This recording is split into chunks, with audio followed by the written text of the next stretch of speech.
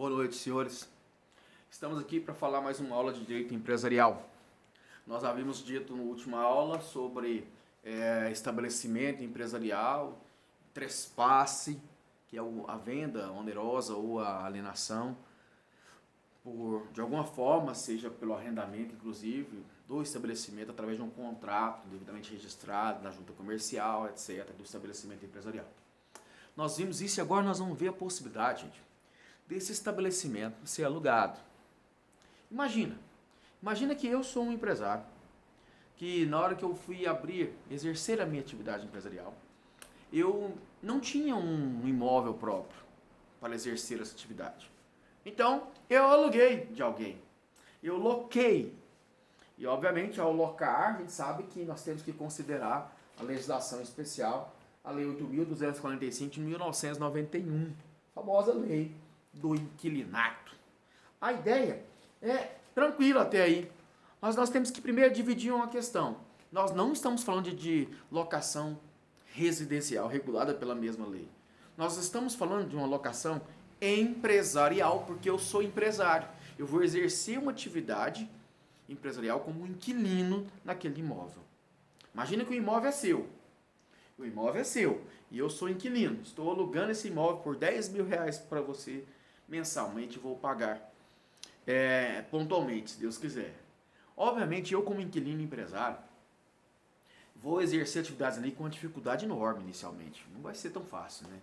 E aí, imagina que eu estou ali trabalhando, uma dificuldade danada, e de repente, já começo a passar por dificuldades financeiras, mas transpondo essas dificuldades, coronavírus, governo, corrupções, impostos, dentre outros desafios, né? Carga tributária muito forte, e o empregado tem que estar sempre dando treinamento, mas eu montei minha pastelaria naquele local ali, perfeito? Montei minha pastelaria, estou tentando ganhar dinheiro, estou fazendo promoção inclusive, estou dando o que a gente falou na última aula de o aviamento empresarial. Vendendo pastel a R$1, com direito a receber um copinho de suco. Olha a promoção, bacana, né? Estou transformando a minha freguesia em clientela, o que necessariamente isto é aviamento empresarial. Bacana, muito bom. Estou sofrendo. Minha esposa está andando de Fiat 147. Eu estou custando a pagar aluguel. Meus filhos estudando em escola pública. A gente comendo mal, muito mal. Mal não tem plano de saúde, a não ser o SUS. E a gente está levando dessa forma. De repente, começa a dar certo. Os fregueses começam a gostar do meu pastel e viram clientes assíduos. São clientes que começam a fidelizar. E eu começo a subir o preço do meu pastel. Quando eu estou vendo, de repente, meu pastel está R$10, sem direito ao suco. R$10 e ele é desse tamanhozinho o pastel, é quadradinho assim, ó, e todo mundo está comprando, todo mundo está consumindo. Pensa, minha realidade mudou. A minha realidade agora é diferente. Eu estou andando de carrão. Que carrão? Carrão anda minha esposa. Minha esposa anda de Hilux. E eu estou andando de helicóptero, eu mandei montar um helicóptero lá em cima, lá onde você está me alugando esse imóvel. Tá? Eu agora estou andando com meus filhos estudando na melhor escola particular de Goiânia. Nós estamos com grana. O empresário aqui está bombando. Apesar disso, eu estou num imóvel locado, cujo imóvel, puxa vida, é numa esquina muito estratégica. Ela fica localizada no melhor local de Goiânia. Imagina isso, é seu imóvel. Eu estou te pagando R$10.000 por mês por ele. Muito difícil, mas eu sabia que aquele imóvel ali, ele estava num ponto comercial, né? Um estabelecimento empresarial muito bacana. E que, obviamente, isso iria me ajudar a ter sucesso empresarial. E realmente aconteceu. Só que tudo por meus esforços, pelos meus estudos de verificar que esse ponto é bom. E aí você, muito engraçadinha, de repente cresce o olho para essa minha situação financeira. E fala, cara, se eu tirar esse Ricardo dali, esse empresário eu tiro de lá, dizendo que eu não quero locação mais, e aí eu vou tirar ele de lá e vou montar uma pastelaria igual a dele e vou rachar de ganhar dinheiro igual ele está ganhando. Te pergunto, é justo com o empresário?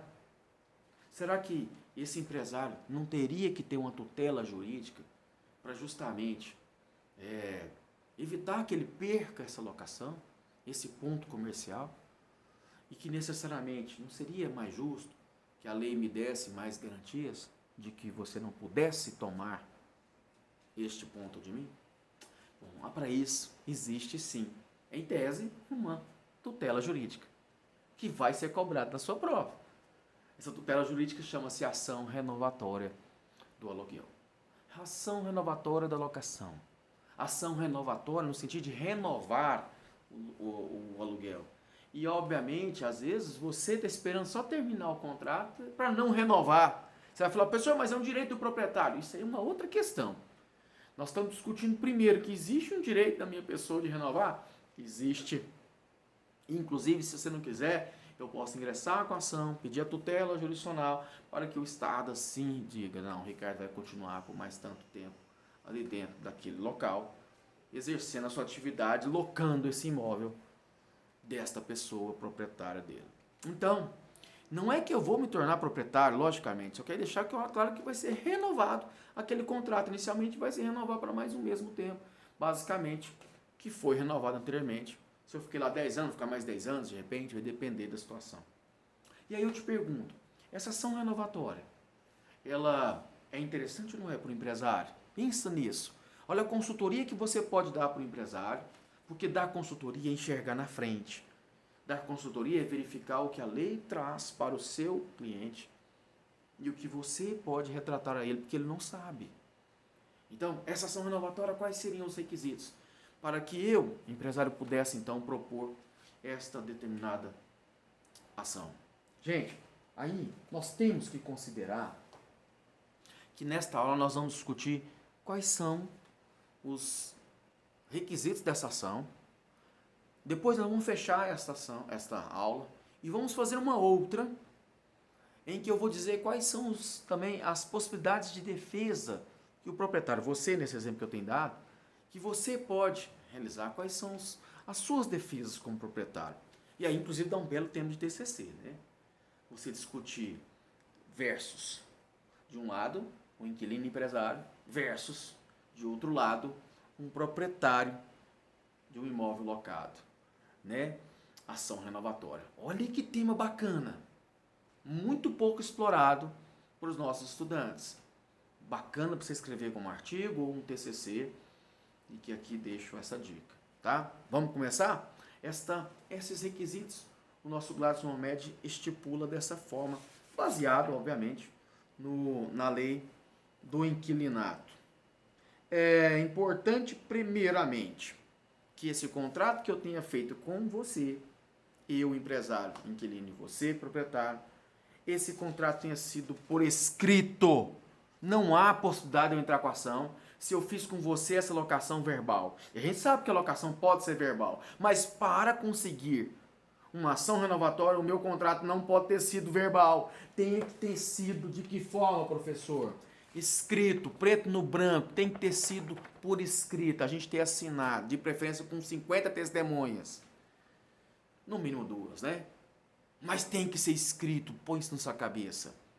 Outro detalhe, esse contrato não pode ser por prazo indeterminado. Não. Tem que ser por prazo determinado. Por exemplo, tem início e tem fim. Que seja, começou há 5 anos atrás, vai terminar daqui 10 anos.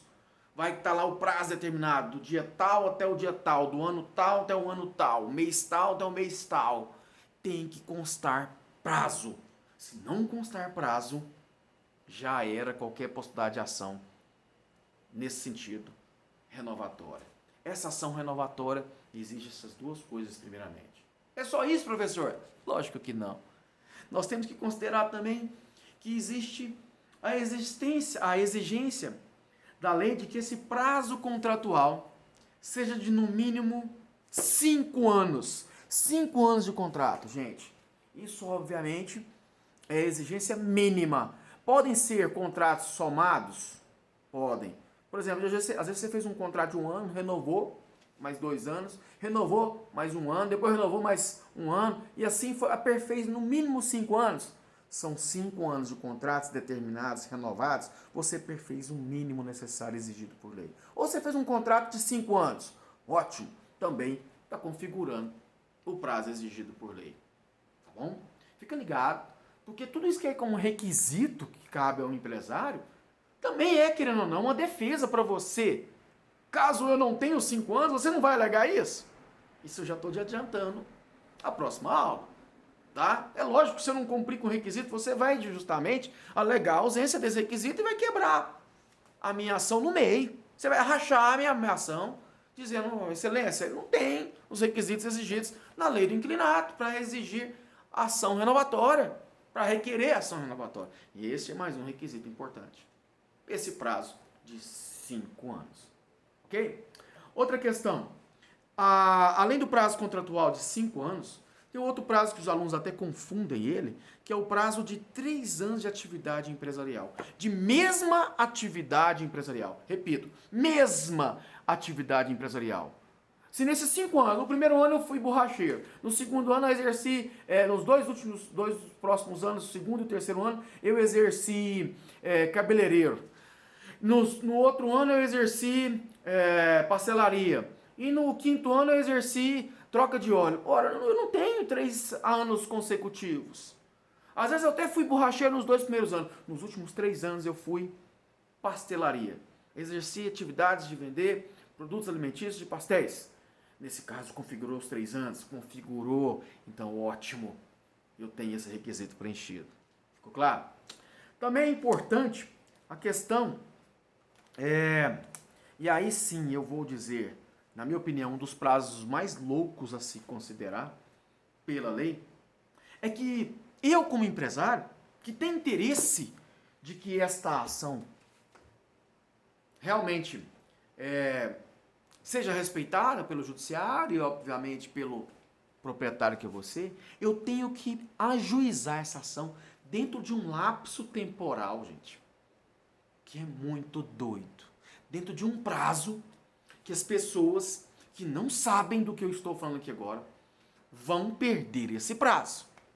Porque você imagina, professor, são 5 anos de prazo, no mínimo. Se em 5 anos, necessariamente deu o 5º ano, acabou o contrato, eu necessariamente quero renovar o contrato, é só entrar em contato com o proprietário e falar, proprietário, vamos renovar o contrato? E aí, se o proprietário disser que não, eu ingresso com a ação. Não é assim. Não é esse o prazo. Olha o que diz o prazo. Eu vou ler o prazo para depois tentar explicá-lo. Presta bastante atenção. O prazo seria ajuizamento da ação renovatória antes de terminar o contrato. Antes de terminar o contrato a ser renovado. Mais especificamente, entre 1 ano e 6 meses da data do término do contrato em vigor. Ora, por que a lei coloca de uma forma tão difícil? Na verdade, imagina, aqui é o término do contrato. Logicamente, temos que considerar que se aqui é o final do contrato, aqui tem 5, 6, 7 anos, vai completar o contrato aqui, não importa. Tem todos os requisitos aqui, ó. Eu não vou esperar chegar nessa data para entrar em contato com você, proprietário. Eu vou entrar em contato com você com no mínimo 1 ano de antecedência. Professor, 1 ano? 1 ano antes, ou até mais. 1 ano e 1 mês, 1 ano e alguns dias antes. Vou mandar uma cartinha para você, extraoficial, uma cartinha, não precisa ser judicialmente, notificação judicial, pode até ser pelo cartório. Mas com 2 vias, te falando, olha, pretendo renovar o contrato de locação que vai se findar daqui a 1 ano.